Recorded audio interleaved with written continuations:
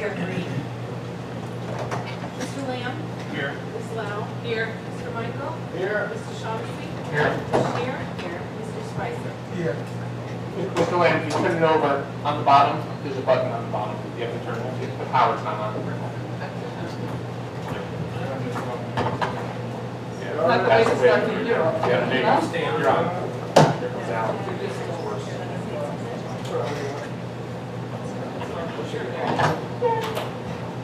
The next order of business is the signing in of the board members. Oh, thank you, sir.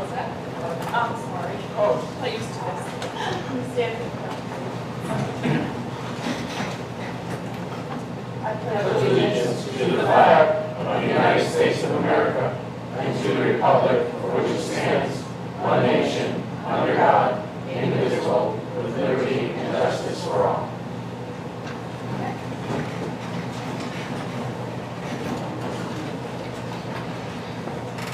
Mr. Spicer, we can start with you.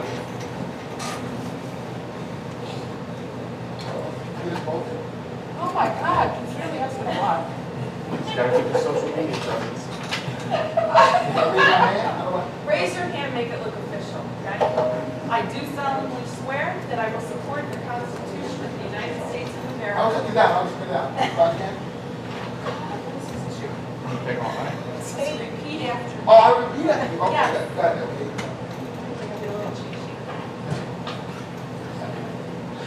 I do solemnly swear that I will support the Constitution of the United States of America I do solemnly swear that I will support the Constitution of the United States of America and the Constitution of the State of New York, and the Constitution of the State of New York, and that I will faithfully discharge the duties of the office of the Kingston City School District and that I will faithfully discharge the duties of the office of the Kingston City School Board Board of Education as trustee according to the best of my ability. Board of Education as trustee according to the best of my abilities. Congratulations.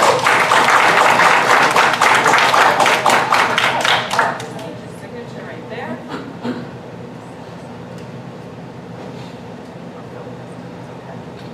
Yeah, hopefully it's okay. Yeah, so we're in it. 20. Okay? I do solemnly swear that I will support the Constitution of the United States of America I do solemnly swear that I will support the Constitution of the United States of America and the Constitution of the State of New York, and the Constitution of the State of New York, and that I will faithfully discharge the duties of the office and I will faithfully discharge the duties of the office of the Kingston City School District Board of Education of the Kingston City School District Board of Education as trustee according to the best of my ability. as trustee according to the best of my ability.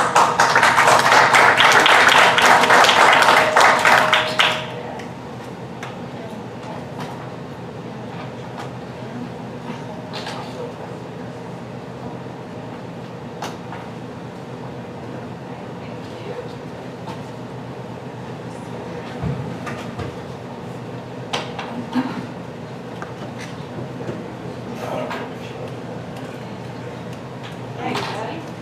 Repeat after me. I do solemnly swear that I will support the Constitution of the United States of America I do solemnly swear that I will support the Constitution of the United States of America and the Constitution of the State of New York, and that I will faithfully discharge the duties of the office I will faithfully discharge the duties of the office of the Kingston City School District Board of Education as trustee according to the of best the of office of the Kingston City School District Board of Education as a trustee according to the best of my abilities.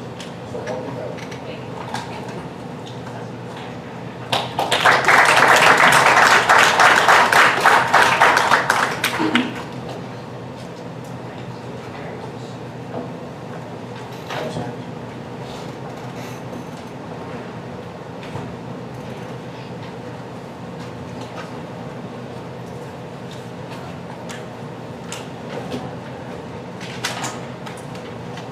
Okay, the next item of business is the election of officers. The floor is now open for nomination for President of the Board of Education. I would like to nominate Mr. Shaughnessy. I've been working with Mr. Chauncey for the last 7 years, and he's been an excellent board member. For the last 13 years, he has served the district with the best of his knowledge. He's been serving on the Finance Committee for 8 years as chairman, and he has been shown that he's very fiscally responsible, and I'm sure he can lead his board in this district to a better future. So, you have my vote, Mr. Chauncey. Are there any other nominations? Yes, I nominate Nora Shear. After great consideration, as I reflect upon the years that she has served as president, I feel that she's done a great job. And as I've given great thought to it, I feel that I'd like to see her continue. Second that. Was James Shaughnessy seconded? We didn't need one. Oh, you don't think No. I spoke with David about this earlier today, so I could get this right. Okay. Any other nominations? Okay, nominations are now closed.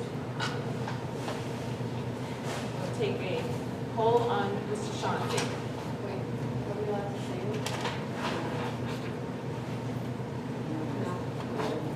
I mean, is there, they can make a comment as they're voting or before they vote? There's no particular rule on that. The consensus is to allow comments. There can be comments, but otherwise, just voting.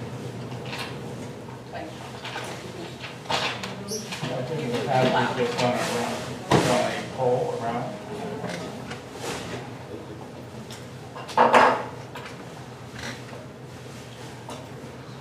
Mr. Lamb, Yes. we're voting on Mr. Shaughnessy. Yes. Mr. Spicer, No. Ms. Jordan, No. Reverend Childs, No? Ms. Lau, Yes. Ms. Shear, No. Dr. Jacobowitz, Yes. Mr. Michael, Yes. Mr. Shaughnessy. Yes.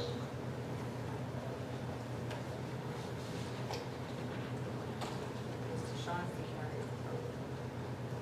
Congratulations. Congratulations.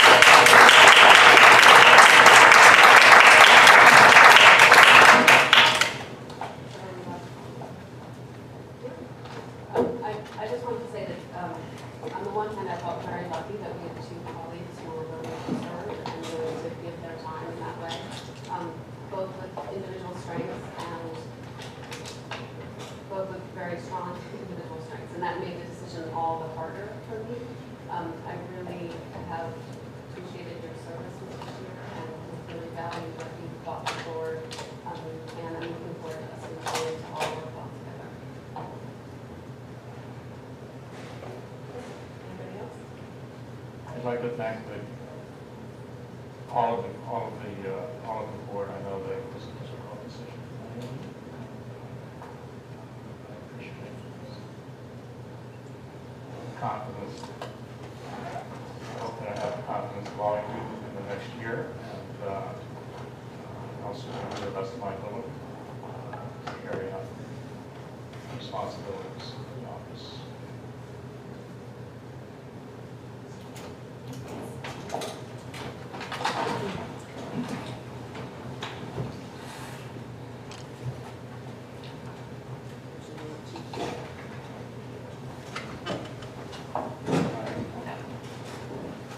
Raise your right hand.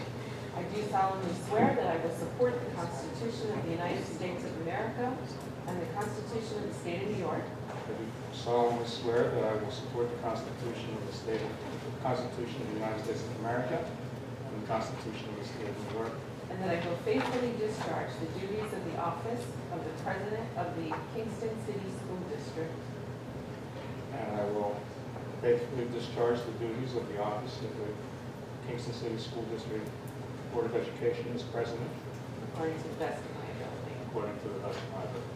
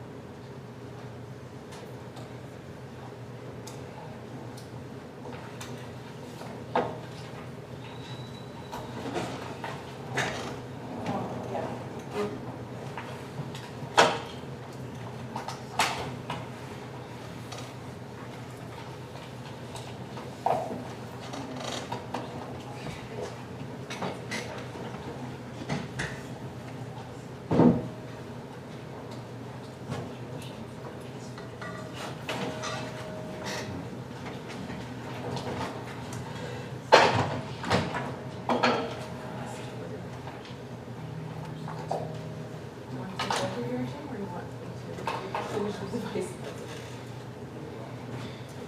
All right, are there any nominations for vice president for the Board of Ed? I nominate Priscilla Lau.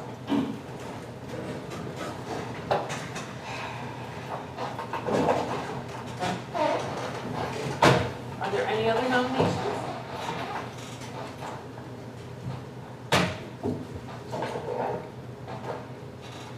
All those in favor of Ms. Lau? Any opposed? Thank you, everyone.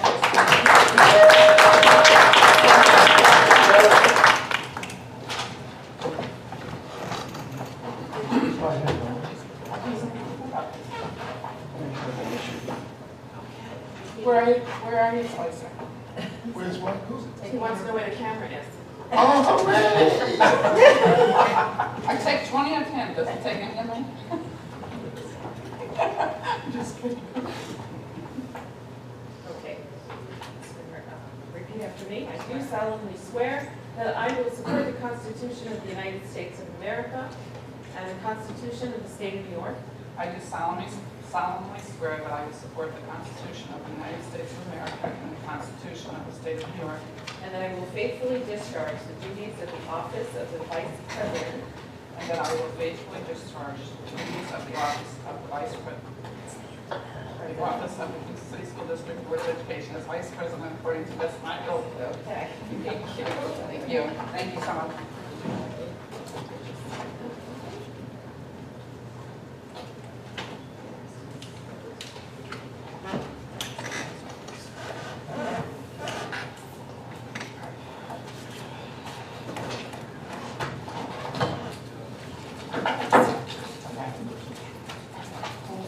I believe the next item on the agenda is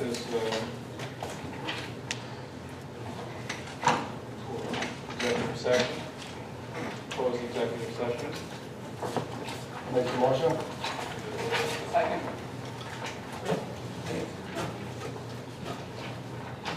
All in favor? Aye. Opposed? Okay, the purposes of the executive session is collective bargaining under the Taylor Law, ASPA, matters leading to the employment of particular individuals, and employment history of particular individuals or corporations.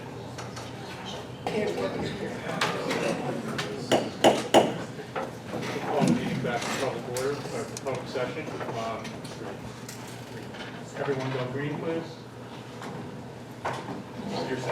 So we have some resolutions coming out of executive session, but first I'd like to say that we had, before we went into executive session, we swore in 3 members of the board who were re-elected in May. It was Mrs. Jordan, Mr. Spicer, and Mr. Michael. And then we had election of board officers. I was elected president. Mrs. Lau was re-elected vice president. I would like to thank Mrs. Scheer for her last 5 years of service as board president. And we will continue on a cooperative basis.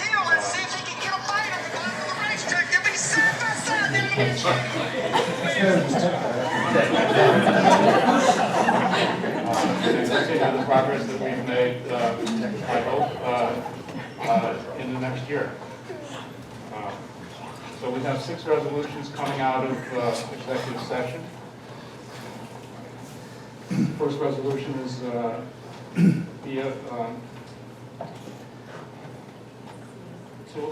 2019 CSO4, be resolved upon the recommendation of Dr. Paul J. Catalino, Superintendent of Schools, that an annual prorated stipend of $5,500 be paid to Elizabeth Gans for services as claim auditor effective July 15, 2019 through June 30th, 2020. Second. Any discussion? All in favor, please say aye. Aye. Nay? Abstention? Okay, unanimously passed. 2019 CSO5, be resolved upon the recommendation of Dr. Paul J. Catalino, Superintendent of Schools, that the following be approved by the Board of Education. Elizabeth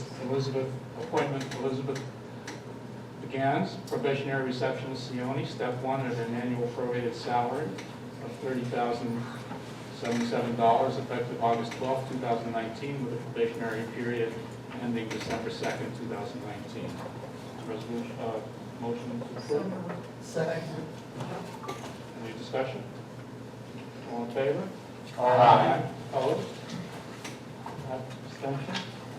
Approved unanimously. 2019 P11, professional personnel. Be resolved upon the recommendation of Dr. Paul J. Catalino, Superintendent of Schools, that the board hereby appoints Tamara Smith to a four-year probationary term as MC Miller Middle School Assistant Principal in the Assistant Principal tenure area, effective August 1st, 2019, and terminating on July 31st, 2023, at an annual prorated salary of $98,000, initial SBL certification. So moved. Second. Discussion? All in favor? Aye. Opposed? Abstentions? Unanimous? And I just would like to introduce Tamara, not Tamara, Tamara Smith, who is our new assistant principal at Miller Middle School. So,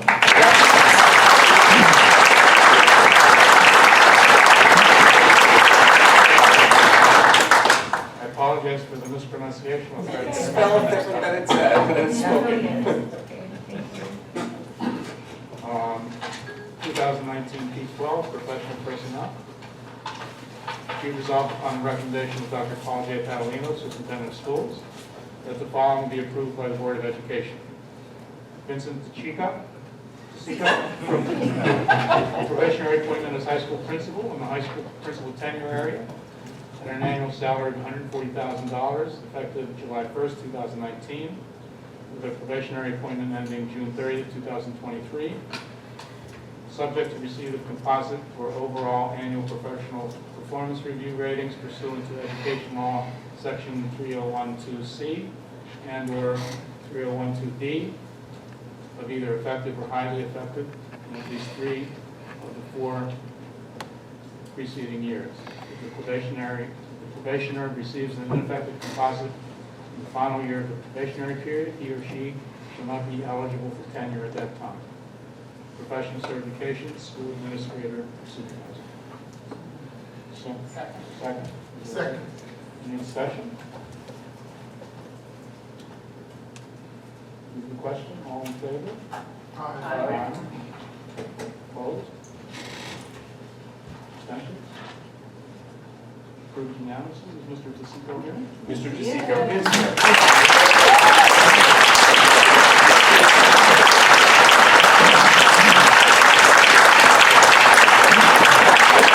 Congratulations.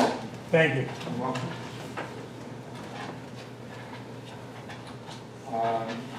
2019 P13, professional personnel. Be resolved upon the recommendation of Dr. Paul J. Catalino, Superintendent of Schools, that the Board of Education hereby appoints Tina Montano, Assistant Principal at Kingston High School, as interim Vice Principal of the high school, performing the duties and responsibilities of both positions, effective July 11, 2019, August 7, 2019, a stipend of $250 per week. So moved. Second. Discussion? All in favor? Aye. Opposed? Aye. Now, this is Ms. Montana. Ms. Montana.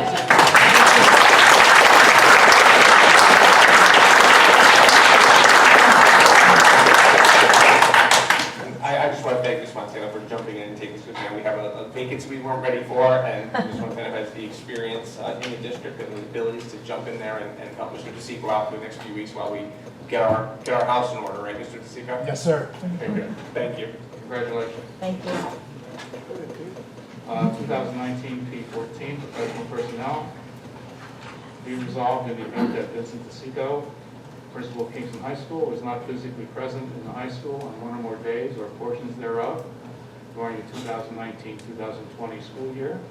That Tina Montana, interim vice principal, be appointed acting principal for the purposes of all short-term student discipline matters pursuant to section 3214 of New York State Education Law.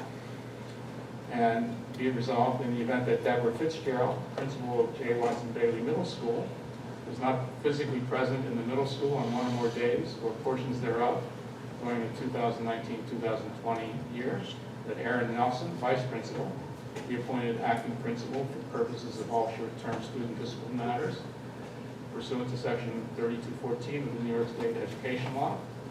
And be resolved, in the event that Andrew Sheaver, principal of MC Newer Middle School, is not physically present in the middle school on one or more days or portions thereof during the 2019-2020 year, that Timothy Reed, vice principal, be appointed acting principal for purposes of all short-term student discipline matters pursuant to section 3214 of the New York State Education Law. And be it further resolved that the district clerk shall forward a copy of this resolution to each of the above referenced persons. Second. Discussion? All in favor? Aye. Opposed? Abstained? Resolution passes unanimously, and I think that's it.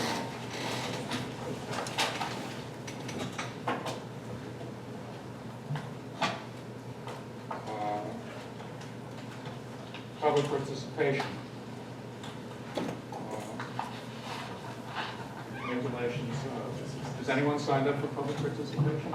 Anyone wish to address the board at this time? No? Okay. We'll move to approval of minutes of the June 5th, 2019 board meeting. So moved. Any corrections or discussion? All in favor, please say aye. Aye. Opposed? Abstained? Unanimous? He abstained.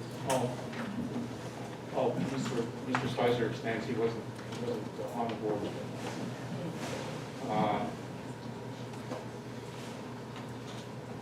We have minutes of the June 5th, 2019 executive session. I have a motion to so move. Second? Second.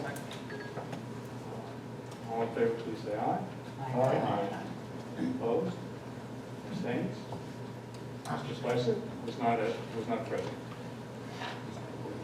Was not a board member at the time. Minutes of the June 19th, 2019 board meeting. Motion to accept. So moved. Any discussion or correction? All in favor, please say aye. Aye. Opposed? Abstained? Mr. Spicer was not a board member at this time. So approved 8-0, 1 abstention. Superintendent's report, Second Century Project, BBL, KSQ, and CSR. Halloween. Okay, so first on our superintendent's report, we have just Mr. Chauncey Dinner, Second Century Project with Mr. Clapper and our friends from KSQ and BBL, and I think CSR just did it. We have the whole group.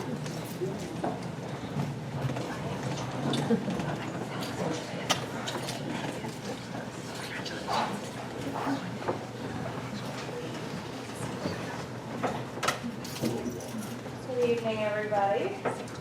Start off tonight with a quick update on the high school project. The turf field is supposed to be a surprise, sorry, just got a sneak peek on that. The turf field is substantially complete. We are a few weeks ahead of schedule. It's expected to be completed in August. KSQ and Bernier and Larios, the civil engineer, will be completing the punch list and the closeout process, so it'll be officially complete in a few weeks. I do have some pictures. Inside the high school, we did begin work last week on July 1st.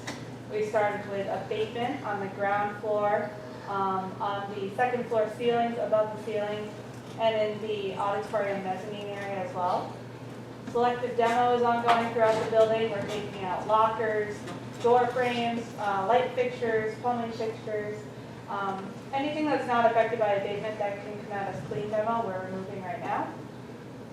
And the excavation of the new water line in the back alleyway between Salzman and Main That began earlier this week as well. That'll go on for a few more weeks. This is an aerial view of the turf field. All the fencing is complete around it.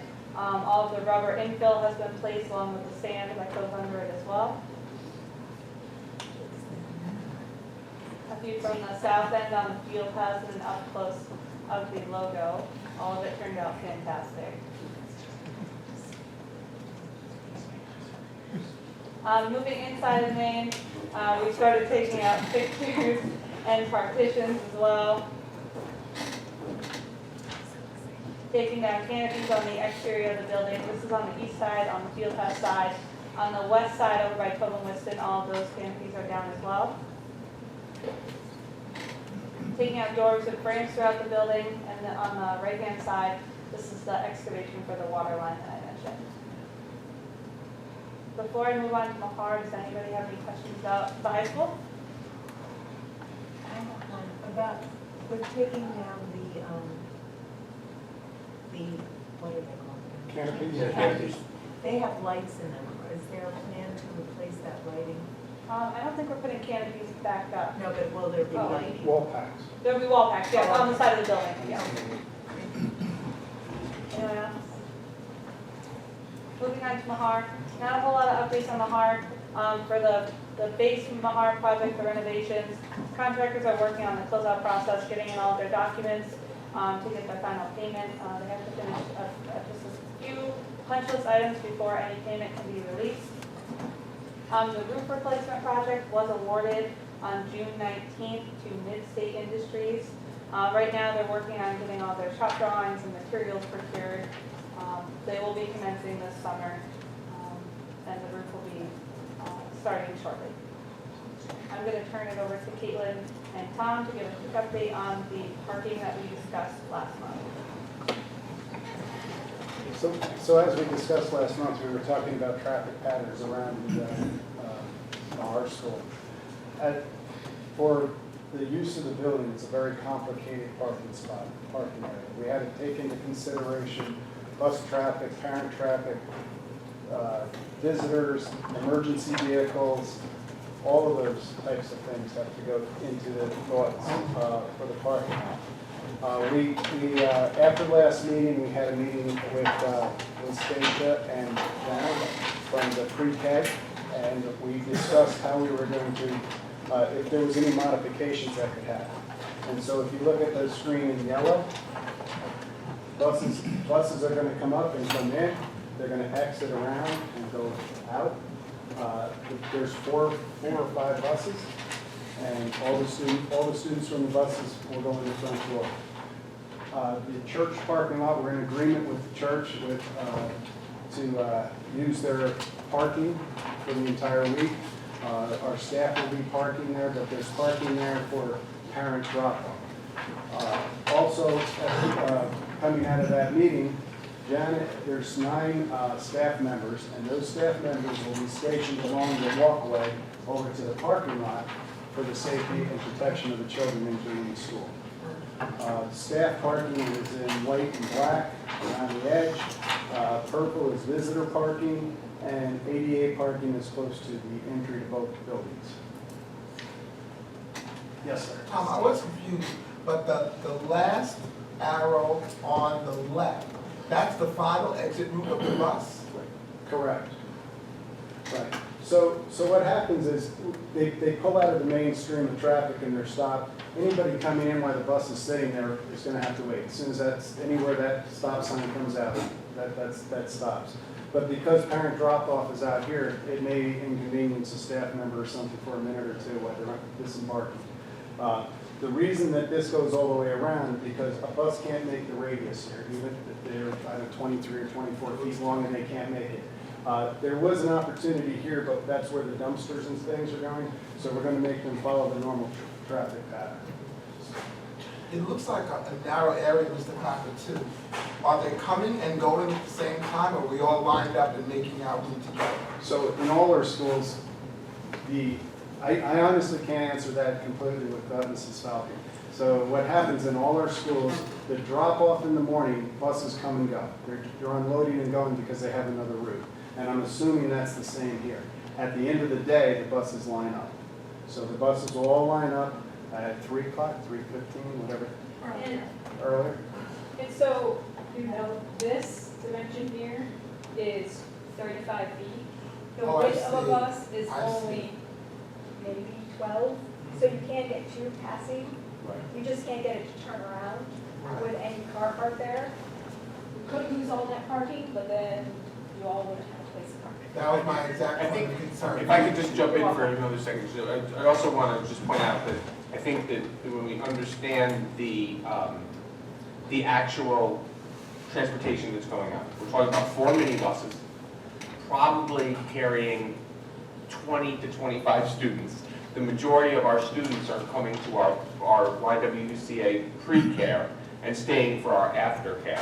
So many of those parents will be dropping their students off an hour before those buses even come into the parking lot. So we're not, I think we're all picturing, Graves Elementary School with 17 buses and the loop.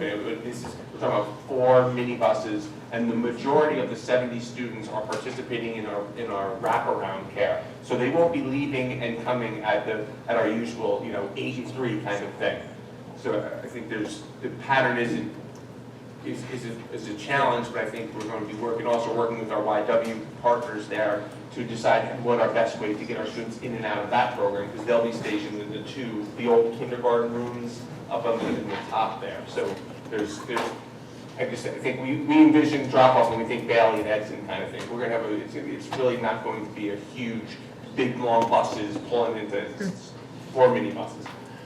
I do have a question. If the buses are going all the way around, if that other entrance is at the level of the classrooms, why are we not letting off there and letting parents drop off in that yellow area that they can go back out, and no one has to drop off and cross that street? Well, there was a discussion on that, and if you can imagine parent drop-off, again, there's more parent drop-off than there are kids on buses. So if we queue 35 cars, and the cars are 17 feet long, you can imagine what that line would look like. So the idea is to keep the parent traffic off the site.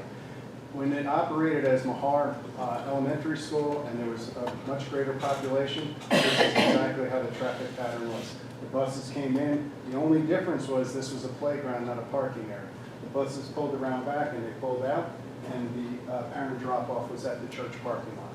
Right, but we don't, the ADA requirements and all that were different back then than they are today. I still don't understand why we are not dropping at the level, that beautiful entrance that we put in back there by the office. I don't understand why we're not using that for students. We don't have to deal with stairs. We don't have to worry about kids going upstairs, little kids going upstairs. And it's all on level. I love the thing, right? I'm 100% behind it. I don't understand why we're dropping students in the front of that building. Well, I think it's a functionality of efficiency, right? So if we have parent drop-off in the front, and the parents are coming up, and we have the staff stationed in that area, then we need to put, that's where our resources are to bring the kids in safely. So the buses also park out front for that same reason. So now kids are coming off the buses, kids are coming up, and we have our staff there. And we talked about this at length, again, with the folks who are running the pre-K, and this is the plan that we thought was the safest and the most efficient. And again, I just also want to talk about ADA. This is all ADA, and this is code compliant. The building is code compliant, okay? We also have a lift right here, wherever that building is, right there as you come in that main entrance, that would bring anybody up or down to the cafeteria level. If we have to accommodate for someone with issues or with stairs or whatever, we may accommodate by bringing them through the kitchen and going up the lift to this level. Or we can, if it's a single car, we can have that parent drive around back and drop off at that level. If my kid had to be brought through the kitchen, you'd be in court with me, because I don't, that's not acceptable to me. That is not an acceptable, in 2019, that is not an acceptable answer.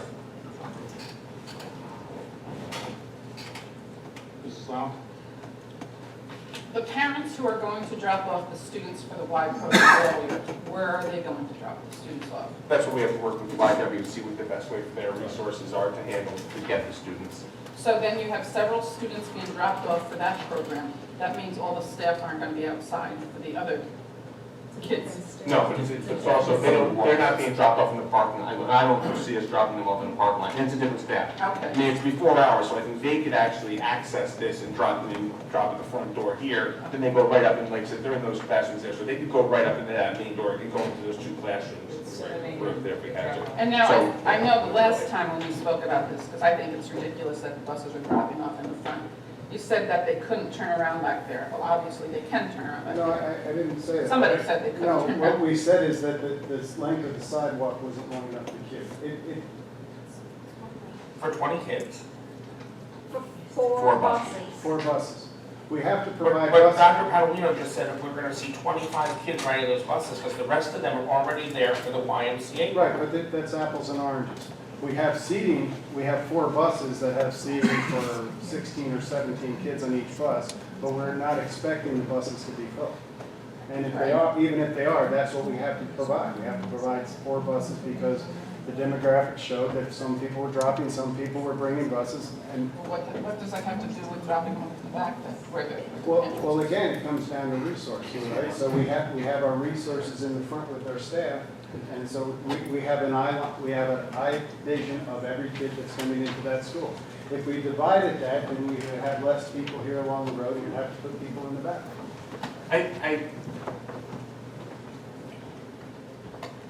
I'd like to, if I could jump in here, I would like to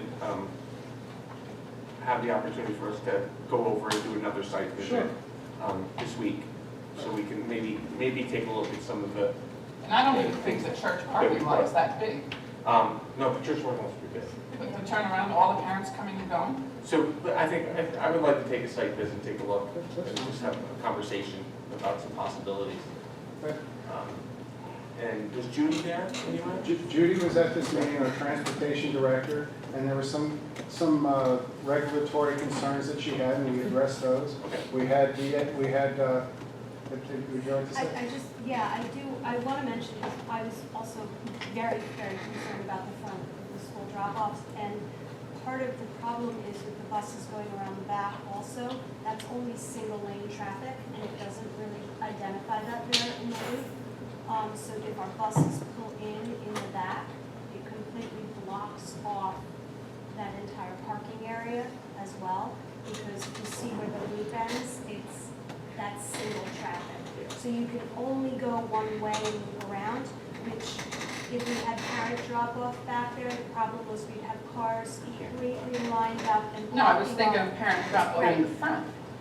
So I think one of the things. We have the same issue with the buses. Yeah, we're using a building and an area for split purpose that wasn't meant to be used for split purpose, trying to accomplish a lot of things at once, including delivering kids and parking 57 employees for Sione. I think I would like to take one more shot at this and take a look, take a walk over with all the parties involved, so we can maybe get. I just need some more clarity, and I think that way we can communicate a little more clearly with some of the board concerns as well. These sheds in the back that are hatched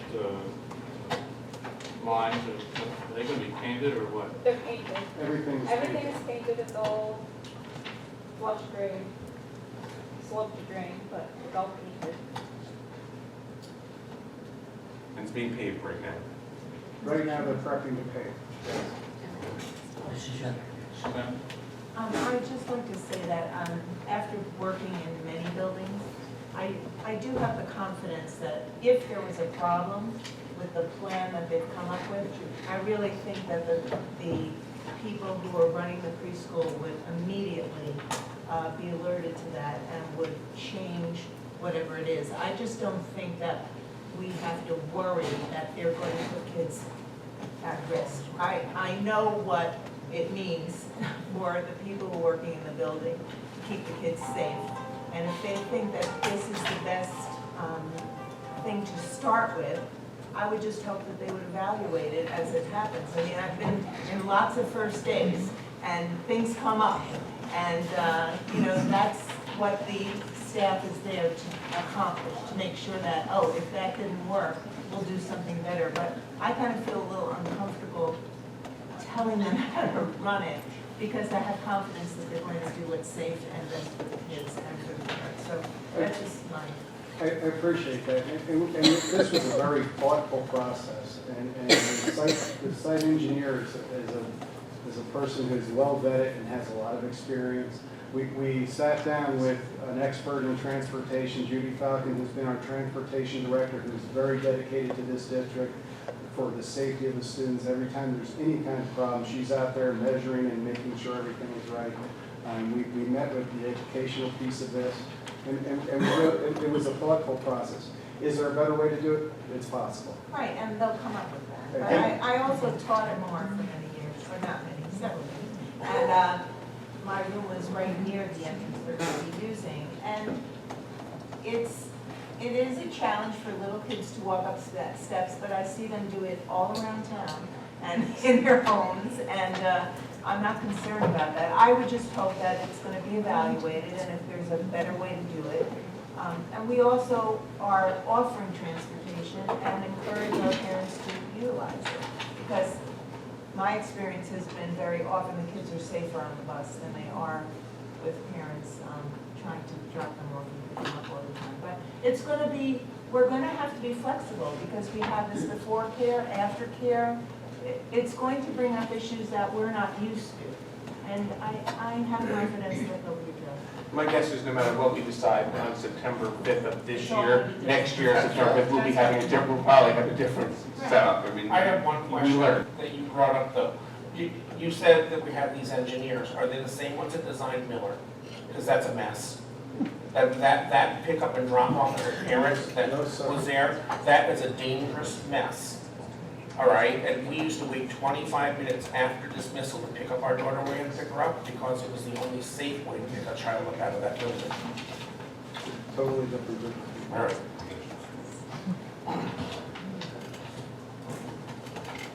Any other questions? Is there any potential at some point making that driveway down to, what is it, Shufelt Street, an exit? It was looked at, and it's too narrow. The exit on the other side is not wide enough. I don't know the exact dimensions. We looked at that originally, and that road does go all the way through. Now, there's half of a garage on that right-of-way now, also on that road, so it makes it even narrower. And then at the curb side, there's not the distance we need for a curb cut. But yeah, that was our first. That was That was our actually our first kind first thought. of go right through, nice and easy, but I did not, just didn't work out for us. Any other questions? Anybody have any questions on the rest of Mahar? Have a great night, everybody. Just so everyone knows, thank you, just so everyone knows, our tech department is now in Mahar, our communications department has moved into Mahar, our data people who work with the teaching and learning committee, teaching and learning department are at Mahar. This weekend, the rest of the teaching and learning department will be moving to Mahar. So Tom and his team are moving in. So we're going to be, I had an appointment with someone this morning and they thought I was in Mahar, they went there first. So we're moving in. Mr. President? Just want to say thank you to the whole team. It's been a grueling schedule, and you guys have kept on top of it and proceeded at a pace. So thank you very much. Thank We you. appreciate it. I have a question. Will band camp be taking place at the new field at the? No. No. Well, construction is still going on in Maine and everything, and actually, I believe, and I don't want to speak for the band directors and everything, but when we moved them away for the first, for Salzman, and they went to Crosby, they really like it out there. There's a lot of fields out at Crosby, and they can break into smaller groups and do different things and then all gather together. So the band's very happy at Crosby, and Crosby's been very accommodating. One other question, that field, how much too small is that field? Like, what? It's a 70-yard field instead of a 100-yard field. And width-wise, it's 50 yards? 50 yards, it's 50, regulation. 52 yards wide. I don't know what a regulation football It's, field is. that's what it is, it's the 52, the same as the regulation. Right. So yeah, it's a good field. And again, it's not necessarily about practice as much as it's about PE for our students as well, like multiple use. Thank you very much. Thank you. Thank you.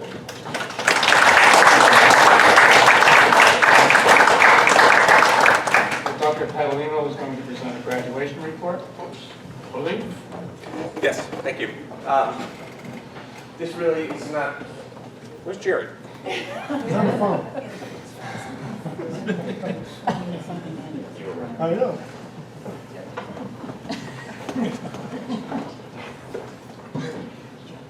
So this necessarily isn't our full graduation report. This is just kind of the 2 weeks after some of the things I wanted the board to see. So I'm just going to give you kind of this once over lightly, and we'll have a more detailed report later on in the summer. But I just wanted to see where we were and a little bit of comparison so we can quickly go through it. As you can see here, this is our graduation rates by year. High school graduation rates by year. And we look back in 2017, we were at 83. 2018, overall, we were at 80.7, 81, and now here we are at 81.5. So we're staying right around in that 80 area. Now again, this year we expect to see that 81.5 go up with our summer school enrollment, summer school graduation. But so we broke this down by our subgroups. And again, you see some fluctuation up and down, but we're staying right in those areas. And this is one of the things that we've talked about in the past. When we saw big jumps in graduation rate, when we really put the light on it and focused on it. And we've been talking as a team and with the high school team as well, and just really as the whole district. This is where it gets really hard, right? So when you're getting in that 83 to 85%, that 60 to 80. It's not that it's easy. Don't get me wrong. It's not easy, but that 60 to 80, you have a lot of different strategies you can look at for that 60 to 80. That 80 to 85, that 85 to 90, that's where we really have to dig in. That's where we're really looking at our curriculum, really looking at instruction, really looking at, it's not about necessarily credit recovery, it's about how we prepare the students coming up that are getting in. So it's a little hard. I always compare it to dieting. Those first 10 pounds need to come off, with those last 5 are harder to get. And it's very similar to the situation here. We really got to change in a bigger way. So again, looking at our graduation rate now, this, I'm sure people are seeing this. This is a significant drop. You see the stairs going down, significant drop in our Latino population. We've dug into this, and before I be digging into it, I could have predicted this and could have told you this. Much of this is about new students enrolling in Kingston High School in the last 12 to 24 months. We've had a significant increase in our Latino population, many of them coming to us high school age, many of them not having been in high school or in any school for a while. So we have some areas to address here. This is something we're focused on. This is something, again, our new principal at Kingston High School, we've already had this discussion on what are we doing. I just met with Ms. Bonville and Dr. Belisell this morning talking about our needs and resources around our E&L population. So we need to man up, and we need to have more people in this area, and we need to make sure we get our curriculum really aligned to address these students. Again, our multiracial students, our economic disadvantaged, we're staying right in the ballpark in every other area. So again, this is the hard work. This is the deep curriculum look. This is how we're looking at what our teachers are doing in the classroom and how we're providing them the supports they need to get those next levels to students to graduation. And this is about a real overhaul in how we're addressing our E&L students. Go ahead. Dr. Paolino, Sure. when you go back to the E&L, Yep. since you said you were going to do another report, is there a way of disaggregating the kids who are English language learners from just our Hispanic population so we can see what that looks like? Yes. And also which kids are psych kids and which aren't at that point. We can do that. And yes.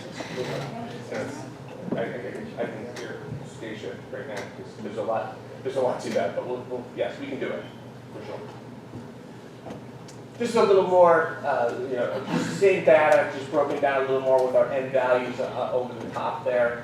Just to see where we are with all these. We broke these down by our subgroups, also by with my boys and girls, male and female boys and girls here. So we looked at each of those. So that's pretty much the same thing. Another thing we were interested in, especially looking at our Latino population that we just looked at, the graduation rate was, what about kids who have been with us for the entire time? Apparently I don't have that slide anymore. No, there's that slide, sorry. What about students who have been with us, so we look at our cohort model, and students who have come through the cohort all 4 years. So the total enrolled for our cohort were 467, so obviously we had a significant number of students added to that cohort. Here's our total enrolled here for graduation. So of those 467, 393 graduated, which is a graduation rate of 84.2%. And if you look at some of our subgroups, you see that the subgroups who have been with us are performing much better in this subgroup than they are as a subgroup as a whole when you include our new students. So this is an interesting piece of data that I know Ms. Bondville and the high school team put together to kind of take a look at, let's look at our cohort model and students have been with us through all 4 years. That's not anything that's reported to the state. That's not anything we really use for a lot of these other than, I suppose, an interesting piece of data.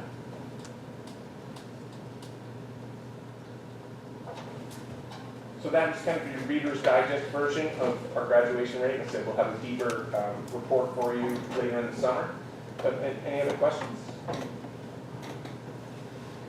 Dr. Schroeder? I know we often distinguish between the Kingston City School District graduation rate and Kingston High School, and I'm wondering what we're looking at. This is Kingston High School. Okay, and so all of these bars are Kingston High School? Yes. And the previous years include our August graduates? Correct. Okay, so this 81.5% is the one that isn't totally comparable because it doesn't have the August graduates yet? Correct.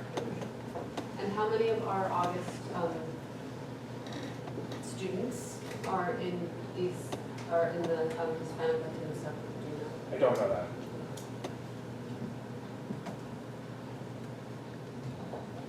Ms. Chair. The kids in the safe category. Yes. Many of them have come from remote sections and they do not speak Spanish. What are we doing to actually access maybe TAs?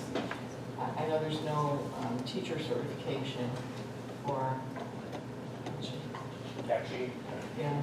yeah, we have several different options that we're looking at, and again, using our resources at Auburn and other places that we have to try to help us get people in who can, maybe if they're not faculty and staff, just people who are supports to help us with some of our communication. And we continue to look for people. I mean, that's the truth. I mean, they're difficult positions to fill.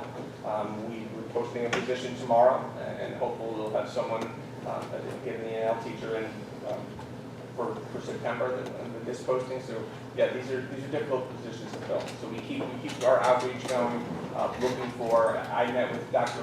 Roberts earlier in the spring to talk about what they can do at SUNY Ulster around helping people get their certification in teaching assistants, especially bilingual students they have there. So we're just kind of reaching out wherever we can right now.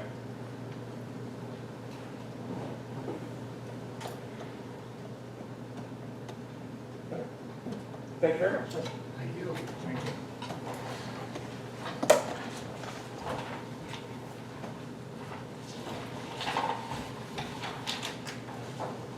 And then the superintendent's report. Thank you. I think we have two consent agendas, is that correct? One for the reorganizational resolutions, and one for the regular business resolutions. So I'd like to consider the reorganizational resolutions. Give the audience time to clear.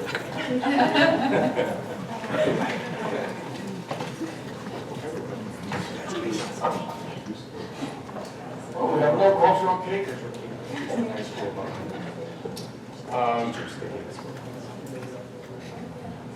Okay, we have a large number of reorganization resolutions. Are there any resolutions that anyone would like to pull from the consent agenda? I have a question on one. Okay. On R26. Is that the normal $500,000? I'm sorry, where? R26, execution of contract authorization, 500 is the 500.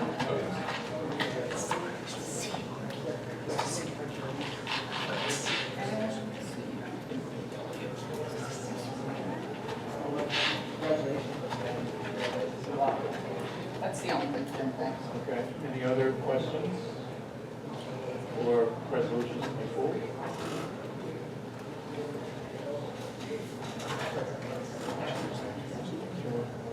Mr. Speaker.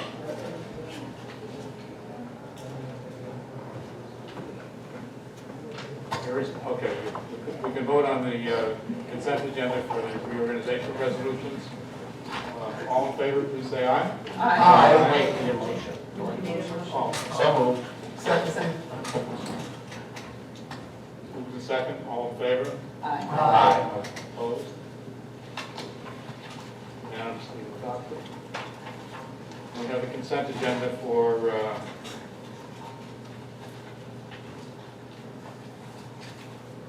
the regular business meeting.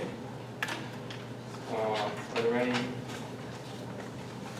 any resolutions to pull from that consent agenda? I don't want to pull, I just have a question. There's a disposal of surplus to city school district instruments. Seems like what's happening with them? They're old, they're broken. They're all broken, or Yeah. can we donate them to somebody? I don't know, actually, we can't. It's because of the condition that they're in. Okay. We can't do. So, Just checking. someone wanted to. Like, we can't give him the Bartones if he wants to do whatever with parts or anything. We know. That's the issue. I was more wondering, but for parts, I mean, they may be at disrepair. We can't donate things that we have no guarantee of how people are going to use them, because it becomes our situation. Anything that's beyond something we could repair and use, we have to access it. Is it anything we want to keep in district for parks? I mean, like vans sometimes. I'm assuming if the music department, they're a relatively resourceful group, if there were things that they needed in that, out of those, they probably already took them. Any pieces or parts.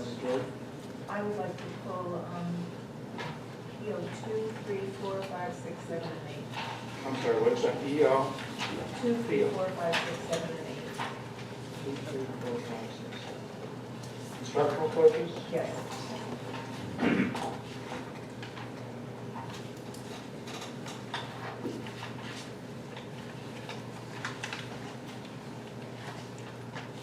Okay, any other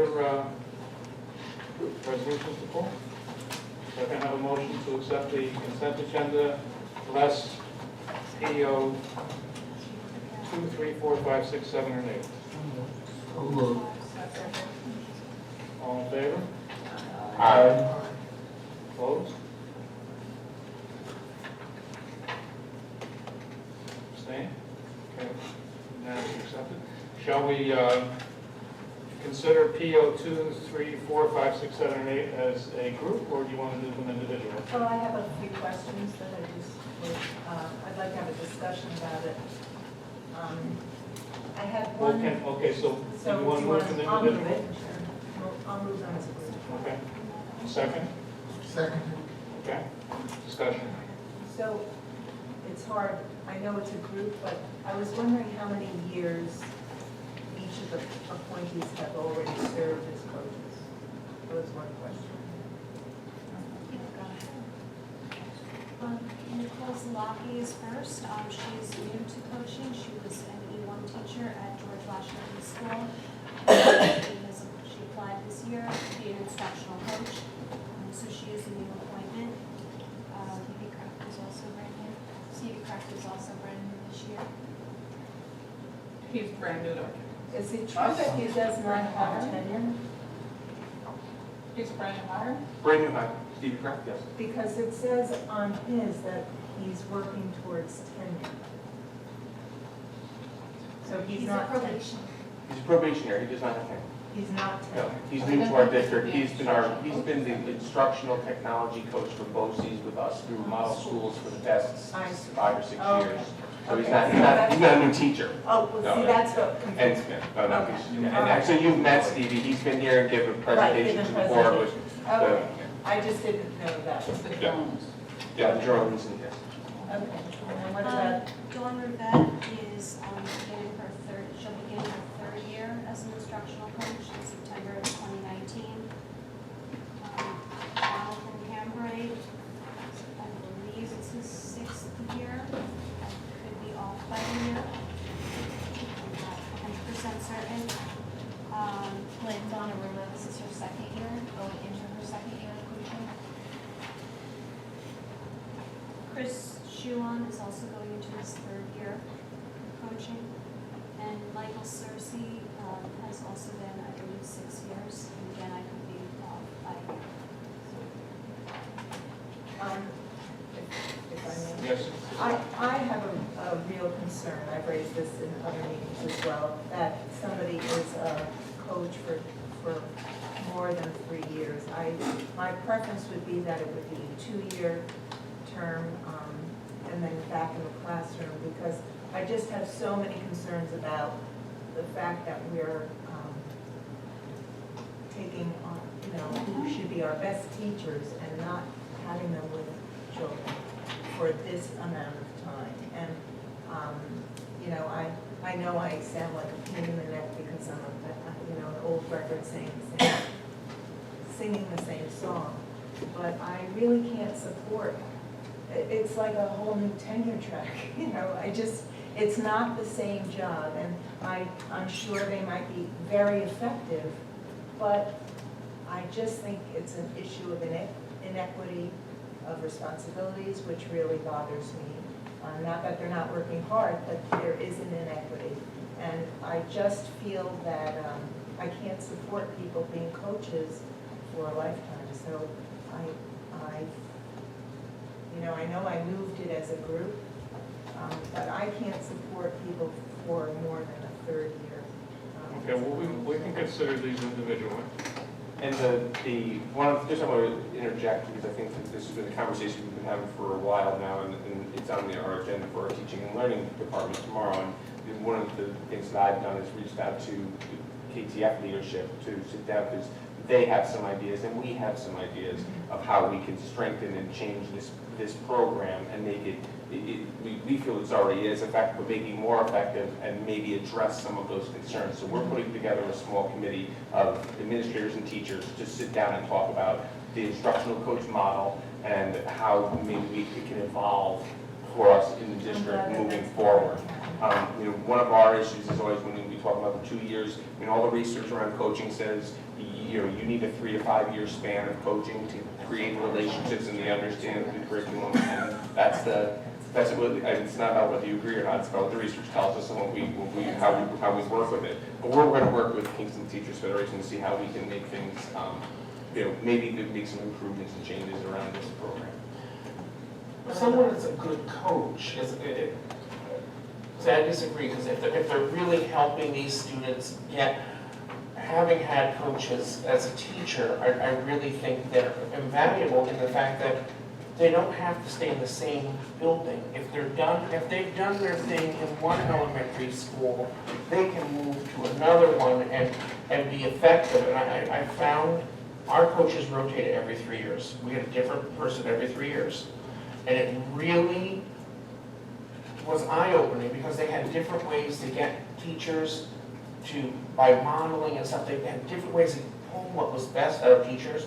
And I think we got more stronger teachers by letting the people that were good at it do it. I have very mixed feelings on it. If we have coaches that are valuable to our buildings, then if we keep them longer, we keep them longer. Yeah, I think sitting down with KTF to talk about this, we need they're teachers, and this is the support system we put in place for teachers. So this is something we're going to spend time with over the year, and hopefully we'll make, and then, like I said, have this evolve into something that everyone can feel like this is a huge asset for our whole district. Thank you. Would you like to separate the resolutions and vote? It's not necessary. Okay. So all in favor of PO2, I'm sorry, PO2 through PO8, please say aye. Aye. Opposed? Abstention? So 8-1.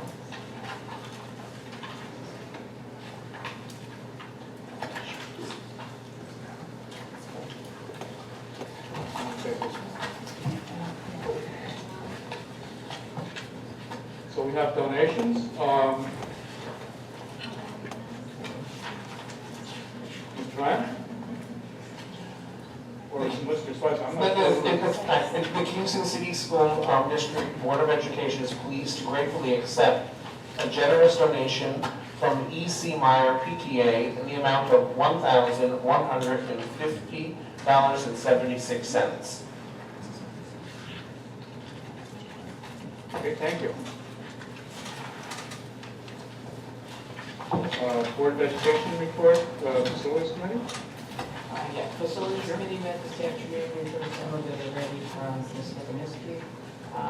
We talked about the very complicated traffic pattern at Mar and parking, that they had finished the study, that the parent drop-off would be at the church, you have the diagram now. The building is ADA compliant and code compliant. There would be 4 minibuses, a total of 70 students, but 50 have already signed up for the red run for before and after. 7 a.m. arrival, and it's a 6 p.m. pickup. 20 are going to be either transported by their parents or on the bus, and none of them currently have need of any accommodation. So, although using the stairs, that there would be staff crossing them on line 2. Miller talked about beginning the repair of the pavement and the curbing there, and a little bit about the planned work with Tiger Capital, which we discussed. So, I'm sorry, the 5-year. Oh, plan, capital. right, the plan for that, and moving forward, what we would be doing. The blacktop has begun at Mahar, and brush removal is being done. And that's, we have a separate meeting for KHS project. The September 21st, most things will be moved from Sione to Mahar. Boxes, desks, and file cabinets will be moved this weekend, Saturday and Sunday. And there are 2 departments already over there, communications department and our IT department are already set up. Pleasure. Norm, is there any word on when our board meetings are going to begin? We're hoping September. Okay. Yeah, I can answer that. Yeah, we assumed our first meeting will be September there. We're waiting for the delivery of the table. That's one of the things that we're waiting for, that we won't have until mid to late August, so. But yeah, we think mostly everyone will be in by that time, and we'll be ready to have the first meeting there in September. One other question on the high school. That MJM parking lot, when is that scheduled to be done? That is like, It's in the phase 2 work. Yeah. Yeah, we actually just discussed that today in the business office, and we identified some funding for that, so we probably be approaching that as we, we're going to have to go out to bid for it. Well, not actually, we'll probably use this county contract for that. So I think we have to decide when we want to disable that parking lot, because it'll be a big change to our parking when that thing is offline for even a day. So, Is that something that could be done over the summer? yeah, it could be. I don't know if it could be done this summer, but Tom's working on it right now. Yeah. Columbus Day. No school? Can I interrupt the agenda for a second? I'm sorry, I we got through the consent agenda so quickly. I did want to point out to you that two of our new appointees are here. So we have Ms. North, who is here, who is joining us, and Ms. Woodard, who is here. And a third who is here on business and on the agenda is Ms. Siri, who's coming in full-time as our communication specialist. So welcome to Kingston.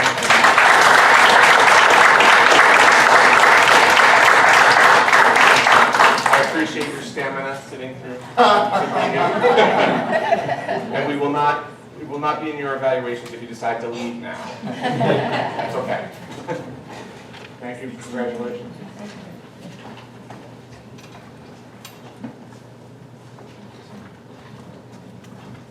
Thank you, Mr. Sherman. Sorry.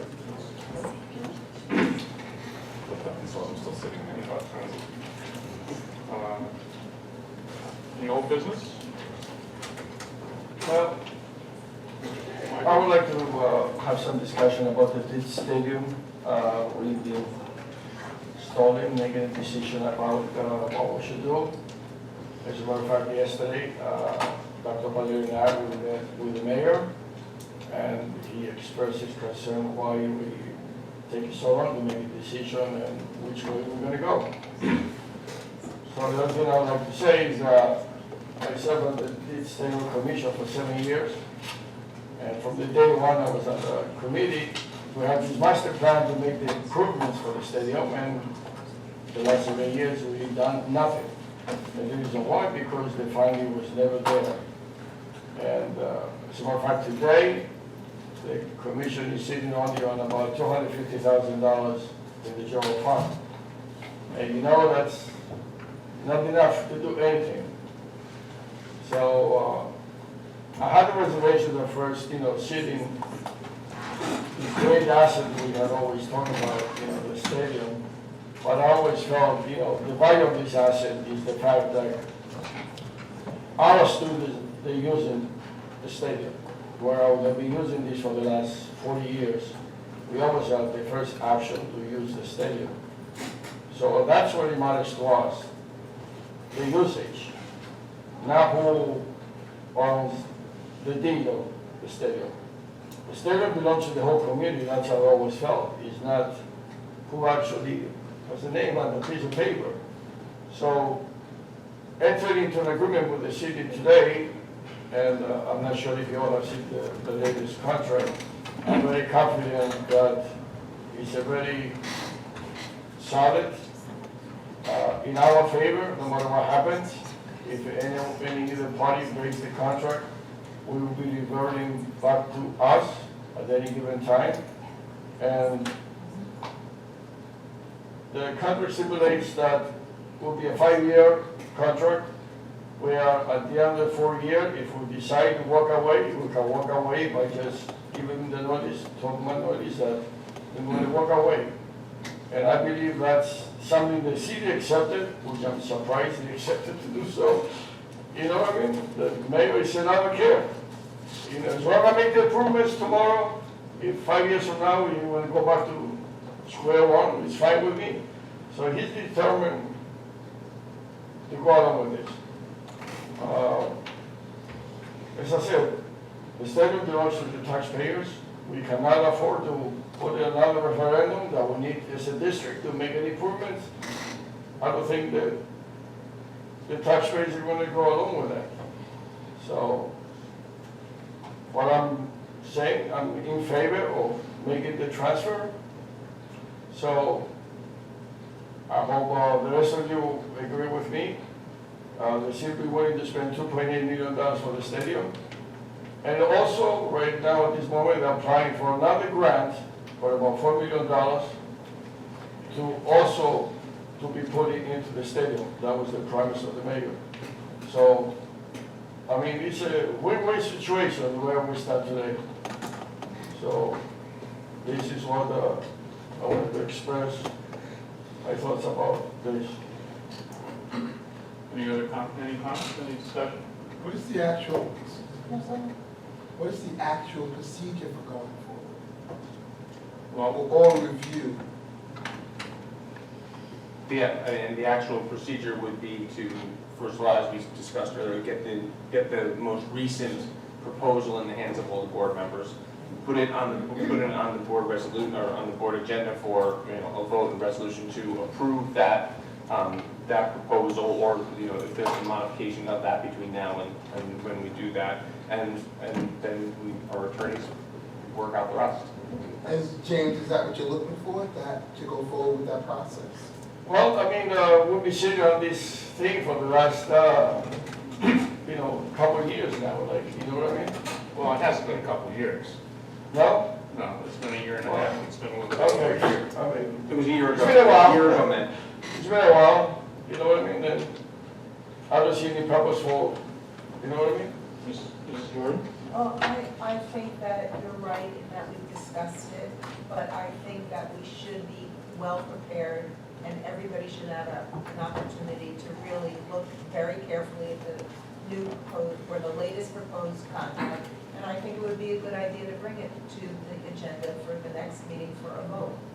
And so that way, everybody's considering it, we know that we're gonna vote on it, and the city can count on us having an answer at the next meeting. And I think that that would be helpful for all of us. The old contract is in, I believe was in the library. I don't know if anybody's seen the new one. I'll make sure everyone gets Everybody gets the the most email. recent, I'll If you get could in your email. email tomorrow. There were two, Dr. Paolino sent two contracts to us on June 7th, I believe it was. One was executed in 1989, it was the original contract, it went for 25 years, I believe, 21 years into 2010. There was another contract executed 2010 between Dr. Fletcher, who was board president at the time, and Mayor Satile. That intermunicipal agreement was subject to a 5-year renewal, which would have been in June of 2015, and that renewal was never done. When I read that, I didn't see any dissolution in it. If it was, if we didn't renew it, usually if it's not renewed, there's some procedure in for how do you dissolve the stadium commission, and I didn't see anything in there about how it would be dissolved if it wasn't renewed. It's silent on many things. So, and then there's a new intermunicipal agreement that we all haven't seen yet, which we will get. Any other? So I have some comments, if there's no other comments. There's some new information that I got from you tonight, which I hadn't heard before in the last year and a half since was first introduced to us in March of 2018, which is the mayor says that after 5 years, if we want it back, we can have it back. That was never. Well, if you allow me, I can read the condition of the agreement, the latest version about that. And Margot read that. Margot, when she was here and discussed that, she talked about she had inserted the reverter clause and the 5-year term of this. So it was in response to our conversation, maybe a board meeting prior about, well, what if we don't? Someone, I think it was Mrs. Collins actually, so what if we're not getting the access? So in response to that, we put that reverter clause in. And the 5-year term of this, after 5 years, if we're not meeting their responsibilities, we go back to square one. If we're gonna get that sent to us, can we have that discussion after we've all looked at it? Yeah. Okay. I think that's reasonable. Okay. So, Old business, new business. any other old business? Any new business? Dr. Horowitz? We got a copy of the tech plan in our library a few weeks ago. I'm really interested in how we're thinking about spending our smart schools money. And I'm hopeful that, I know that we've been doing a lot around STEM in the district. We have the grants from Cahill that we're working in the middle schools and the elementary schools. And I'd kind of like to see our comprehensive kind of tech plan, not the tech plan that we send to the city, but kind of like our vision for what STEM looks like in our district, and then how the Smart Schools money will align with that. With the smart schools money, and I agree, I mean, I think that's a good place for us to go with that amendment to that, maybe add that in as information more, kind of more flesh out the plan for everyone. But the other thing is with the smart schools money, it's extremely prescriptive. We can't buy end user things, we can only use it to get fiber. We can't use people or programs, we can only get equipment. We can get hardened doors and cameras, or card readers, but we couldn't buy a laptop, or any, none of the smart schools. But I think there's a point to that. Yes. So you could buy computers. We can discuss that. Anyway, My understanding is the end user equipment is not being approved through the smart schools. Maybe I'm wrong, but that's my opinion. So buying the end user stuff, they want us to invest in infrastructure that will last long term, not desktop things that are short term. And security is another, and expansion of pre-K is another thing that's in there as well. I thought that yes, the infrastructure piece for sure, the PK, the security, and then I thought there was a category of where classroom learning technology that could be, but if there isn't, then my point is not very relevant. But if there is, then. Yeah, my understanding has been that we can use it to wire classrooms, but not for the equipment, we couldn't stick the wires in. So, So how much, we have $5 million, or 5.3 million. 5.3. How long do we have to spend it? There's been no limit on when we can, there's been no timeline set for when we can spend it. The waiting after putting, this is another thing with the technology and with the technology plan, the waiting list, once people have put it in, has been over 12 months for approval. So we may put in a list of things that we need that are no, and the speed of technology that are obsolete by the time we get ourselves, the equipment or the wiring. So, and we talked about this when we did the Mahar plan project. We chose not to forego certain parts to use this. So we're Mr. Olson and Mr. Virgin, I met with and talked about this the other day. We're gonna move forward, and we're looking at making kind of a change in our plan and submit it to the board. We have until October or November to make that happen. So we're going to do that, but I will present it in a little more fleshed out fashion for the board to kind of what does it look like? What's tech look like in Kingston? And instructional technology, the hiring of Stevie Kraft, who we just brought in, is a big hire for us to assist our teachers in using the instructional technology. I always think of Gary Tomzik, 7 years ago, said you need to help me turn these toys into tools, and that's what we want. That's what Stevie Kraft will help us do for our classroom teachers. Can we use the smart schools money for reimbursement of infrastructure that we've already paid for? No. Even what we paid for it since the smart schools was. No, we can't, because our plan has to be approved first. So I don't think we can reimburse ourselves. It'd be interesting. But I think there are plenty of opportunities around security that we have some money that we can spend. We need additional cameras in many of our buildings, so those are things that we can look at to make that happen. There's also a piece in the Smart Schools that talks about working with our private parochials and our community-based organizations. So we need to put something in there, maybe for the library, the Boys and Girls Club, and some of our partners in the our private schools and public and parochial schools in the district.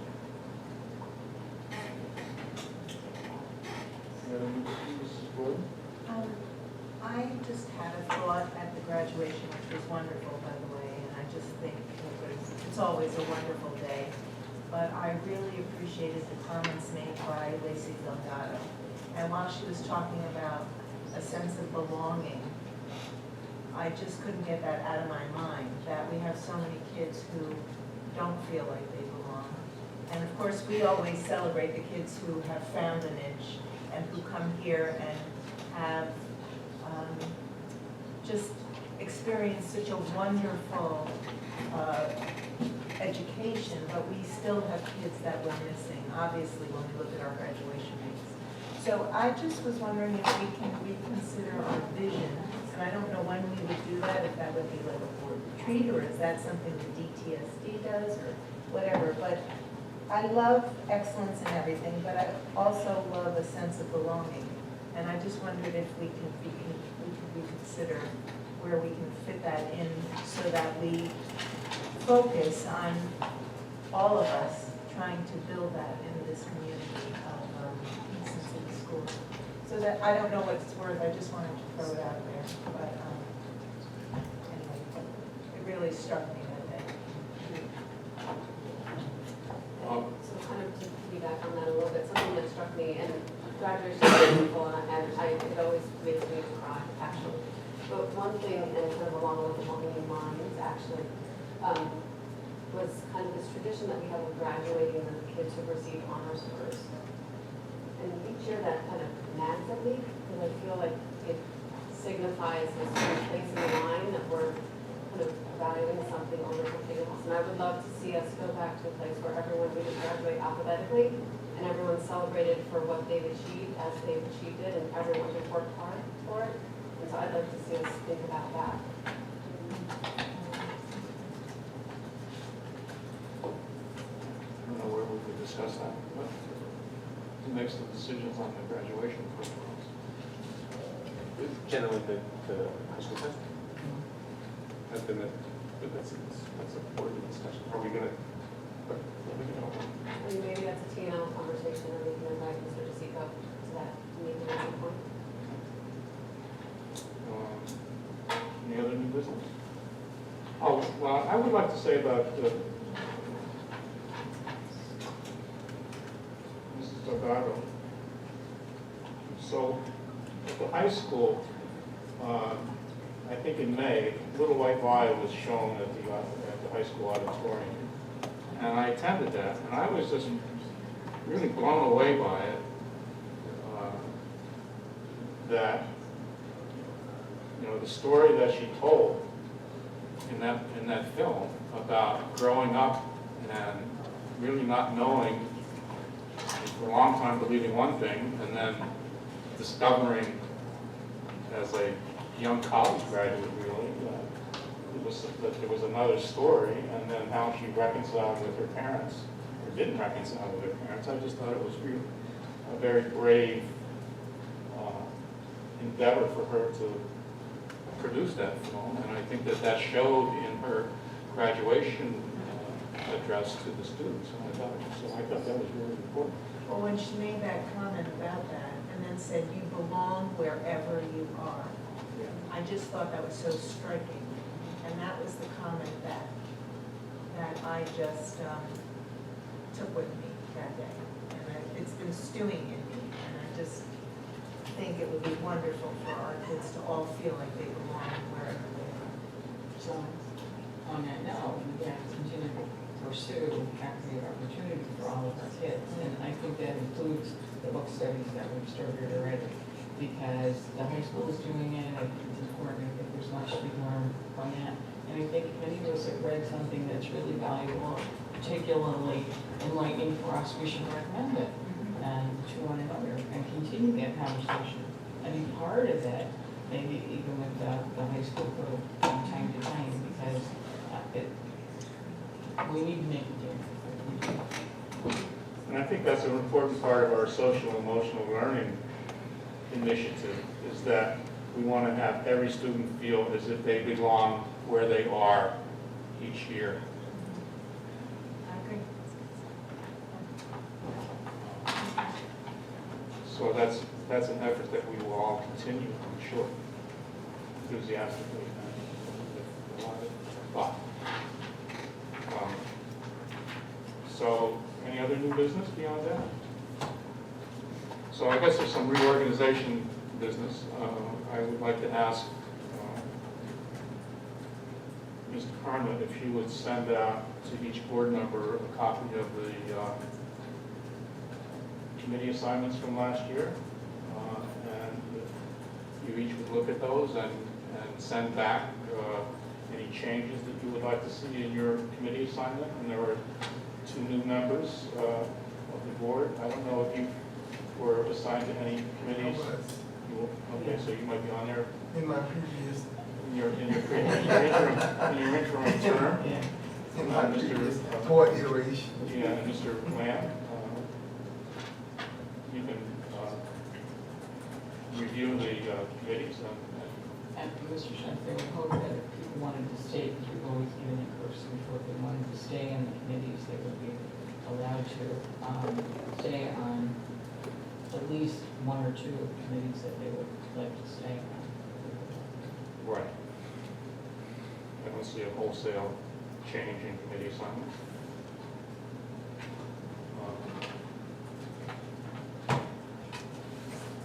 So one thing that I would like to bring up, and this is something that I wrote to each of you when I requested your support for term of presidency. And this is something that is really, that I have been thinking about for many years. And this is the public expression at meetings, policy 1230. Each speaker during the public participation section of board meetings may be limited to 2 minutes. I've always felt that 2 minutes was too short a time to adequately express an opinion. Most boards that I've been to in the county and most other school board meetings, the county legislature, the city council, they allow 3 minutes I mean, we have always allowed people to see their time, that people have them, and to leave written material with us. well, I know, but we've also had instances where someone has been reading a one-page statement and they have run out of time after they haven't been able to finish it in 2 minutes. Just point of order, isn't this something for a policy committee to entertain first? Well, I want to discuss it now because the way the policy reads is that it says each speaker during the public participation section of board meetings may be limited to 2 minutes. And my understanding of that is that that limit is at the discretion of the person at the chair of the meeting.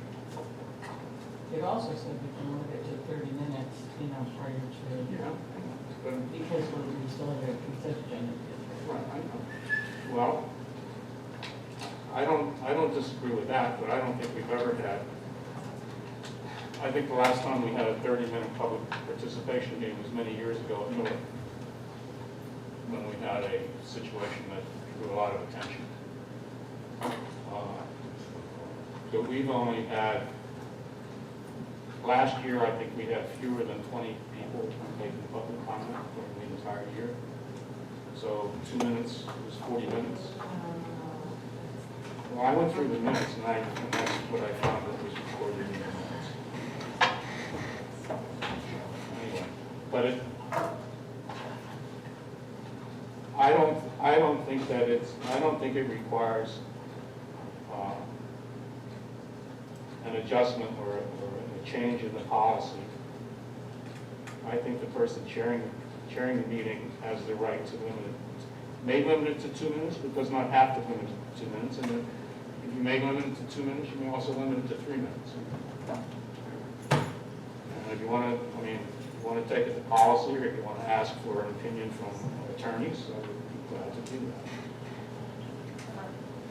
As chair of the policy committee, we're not meeting this, or past year, I don't know if I will be. But anyway, I think it might be a good idea to just pass it by our legal counsel and get an opinion, and then if we don't need to bring it up in policy, we won't. And if we do, we will. How would that be?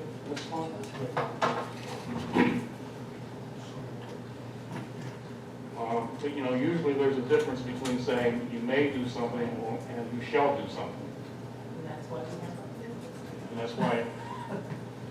And that's why the tax committee expects to get Donald Trump's tax returns because it says shall, not may. So anyway, we'll bring this up with the attorney. Any other new business? Motion to adjourn? I'm sorry. We have board member We have another Board member announcements and public. board member announcements. I have one more before. Okay. I would just like to publicly thank Nora for her service. She has worked so hard. I mean, I don't know anybody who works as hard as Nora has, as board president, and has really tried her human's best to see us through this whole capital project, and has gone to more committee meetings than I could ever think of going to, and always fed us and paid attention to people's birthdays and thanked us and inspired us to do book studies and all kinds of things. I will say that I love my service on the board because of the entire makeup of the board. And I think that Nora has facilitated a wonderful group of people who are committed to improving the district any way they can, and has done it with good humor and purpose, and just, brilliant. So I'd like to thank her, and I welcome Jim, and I hope that, and I'm sure he's going to keep that tradition up, because, everybody is here for the right reasons. So thank you very much.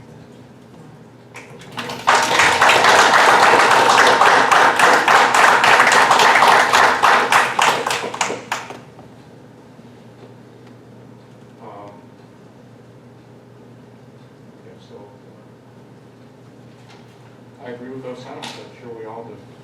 Thank you. I would like to say congratulations to Jen, and we do hope we continue on this path, that we work collegially